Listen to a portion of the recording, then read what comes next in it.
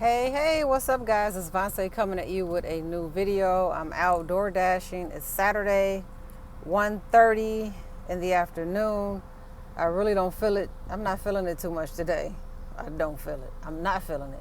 But I'm going to do it because I have a goal. And what I'm going to do, I decided I'm only going to do DoorDash for the next 2 hours.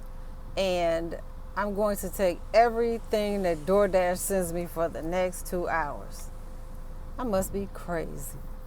Much as gas costs these days. But I'm going to see. I'm going to tally it up and see what happens. 2 hours starting now. Okay, first order is 4 miles, $5.75. Normally, there's no way I would have taken this order. But we'll see what happens. Maybe it'll all even out. Maybe it'll balance out. We shall see. Okay, it's been an hour and a half, and I've made $23.50. Why y'all ain't tell me not to do this? $23 in 1 hour. No, hour and a half. I only have 30 more minutes to go. What am I going to take? One more run? So yeah, this was fun. I won't be doing this again no time soon. Okay, 2 hours done. Last place was a pizza place for $8.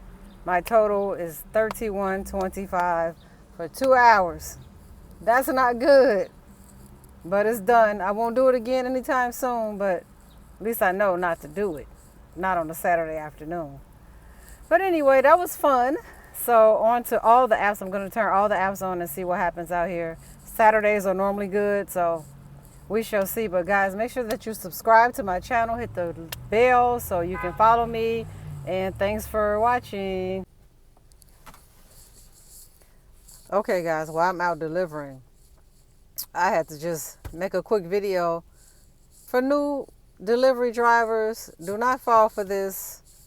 I had a delivery earlier. I handed the food to the guy. He is in a wheelchair. I handed it to him in his hand.